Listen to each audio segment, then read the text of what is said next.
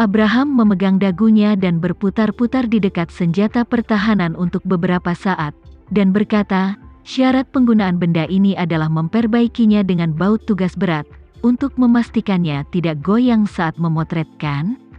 Yosua mengangguk, ya. Abraham berpikir sejenak dan berkata, jika Anda bahkan dapat membeli barang ini, seharusnya tidak menjadi masalah besar untuk membeli beberapa baut peledak.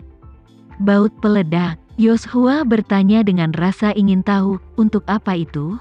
Abraham berkata, untuk kedirgantaraan. Anda tahu itu roket multi-tahap. Terus terang, roket 3 tahap adalah 3 roket yang terhubung bersama. Saat diluncurkan, roket tahap pertama dinyalakan terlebih dahulu. Setelah mencapai ketinggian tertentu, konsumsi bahan bakar roket tahap pertama hampir sama.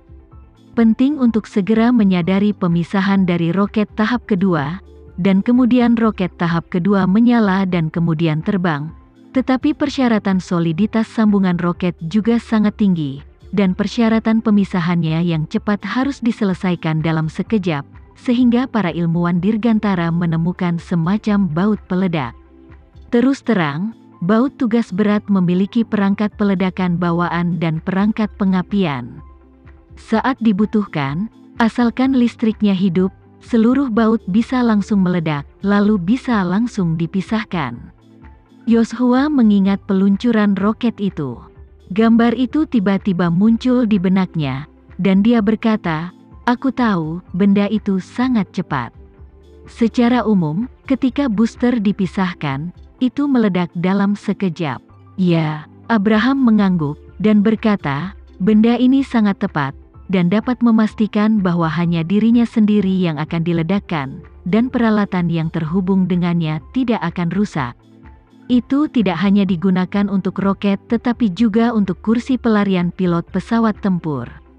Ini dinyalakan, dan koneksi keras dapat dilepaskan dalam sekejap. Saat dia berbicara, Abraham berkata lagi, kamu perbaiki ketiga meriam dengan baut peledak, dan bila perlu, kamu hanya perlu meledakkan bautnya, dan benda ini dapat dipisahkan dari dasarnya. Kalau mau lebih cepat, buatlah gendongan jauh-jauh hari, dan ketika saatnya tiba, peledakan akan diputus, dan helikopter akan menggantung di gendongan dan membawanya pergi.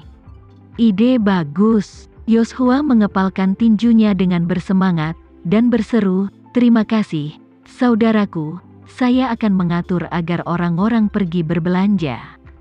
Pada waktu bersamaan, ibu kota Nordik, Chris, yang sudah berpisah dengan Ariana, sedang duduk di sebuah bar di kota sambil minum.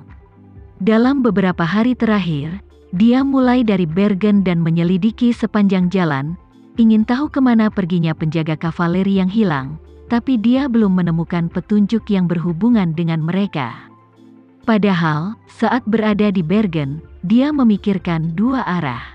Karena dia tidak berada di barisan penjaga kavaleri, di satu sisi, dia bisa mengetahui kemana perginya penjaga kavaleri setelah mereka menghilang di Bergen, dan di sisi lain, dia juga bisa mengetahui keadaan khusus apa yang dimiliki para penjaga kavaleri sebelum mereka datang ke Bergen. Di antara mereka, yang pertama tentu saja merupakan pilihan terbaik, karena hanya dengan menemukan keberadaan mereka, dia bisa mengetahui siapa yang menyelamatkan Isyana. Adapun yang terakhir, dia hanya bisa berharap bahwa ada beberapa masalah yang tidak jelas di pengawal kavaleri itu sendiri, jika tidak, pada dasarnya hanya membuang-buang waktu untuk memeriksa garis ini ke depan. Oleh karena itu, dia memimpin dalam memilih yang pertama, dan diperiksa di Eropa Utara selama beberapa hari. Dia mencari sampai ke kota Oslo, tapi masih belum menemukan petunjuk apapun. Ketika dia depresi, dia hanya menemukan sebuah bar dan minum. Namun, saat dia merasa sedikit mabuk, ponselnya tiba-tiba menerima pesan dari nomor virtual, isinya hanya beberapa kata pendek, pertemuan akan diadakan setengah jam lagi.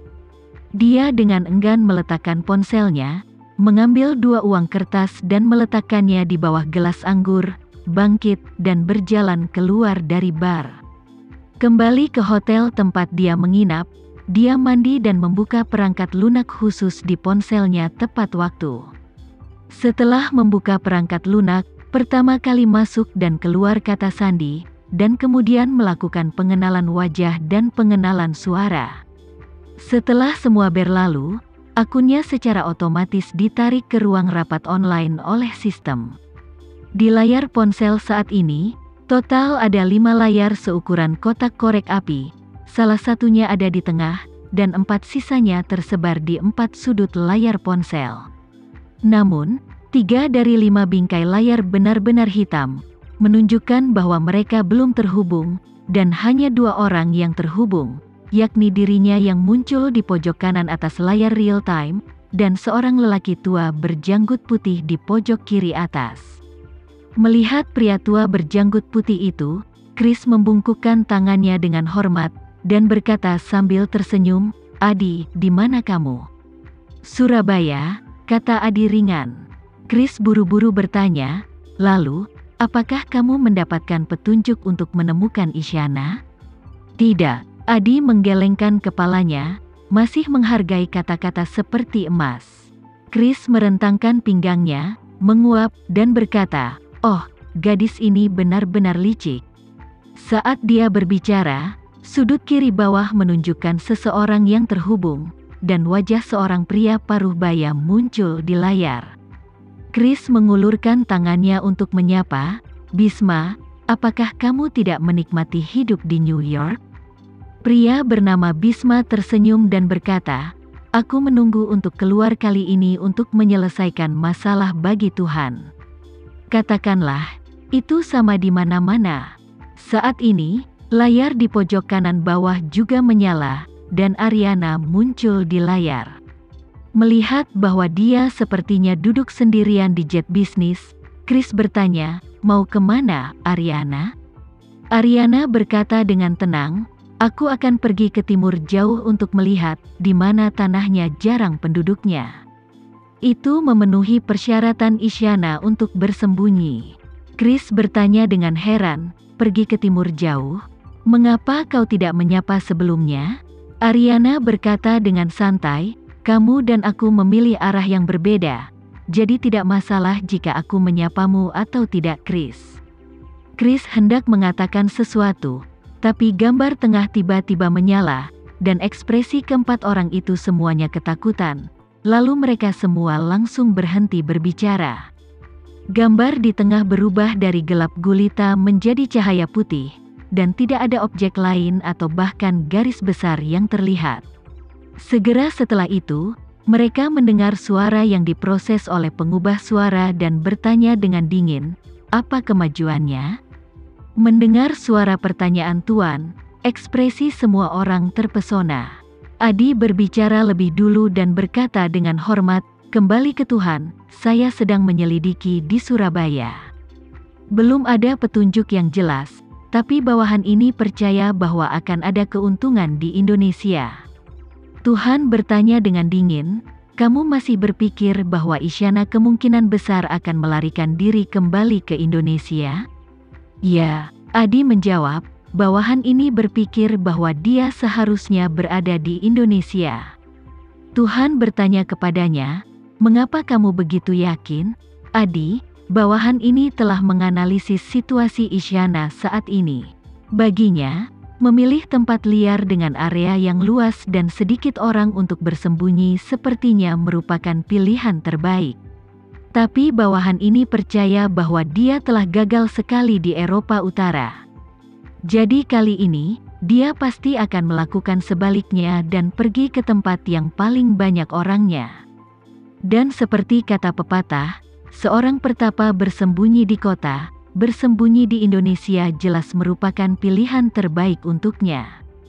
Lord terdiam sesaat dan berkata, "Penyihir ini lebih licik daripada rubah, dan aku tidak bisa mengetahuinya. Adi, ayo lakukan sesuai dengan intuisinya." Adi mengepalkan tinjunya dengan hormat, "Aku patuh."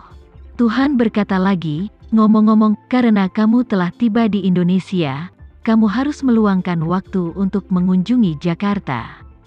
"Ke Jakarta?" Adi bertanya, Saya tidak tahu perintah apa yang Tuhan miliki. Tuhan berkata dengan dingin, meskipun cahaya Renza dan Sarah dipenggal olehmu di Jakarta saat itu, keberadaan putra mereka tidak pernah diketahui. Selain itu, kerabat dan teman dari suami istri tersebut sedang mencari keberadaan bocah tersebut. Jadi aku tidak membiarkanmu mengejarnya, tetapi untuk beberapa alasan baru-baru ini, semakin aku memikirkan kejadian ini, semakin aku merasa tidak nyaman. Kalau kau bisa menemukan keberadaan anak itu, jangan laporkan padaku, bunuh saja dia.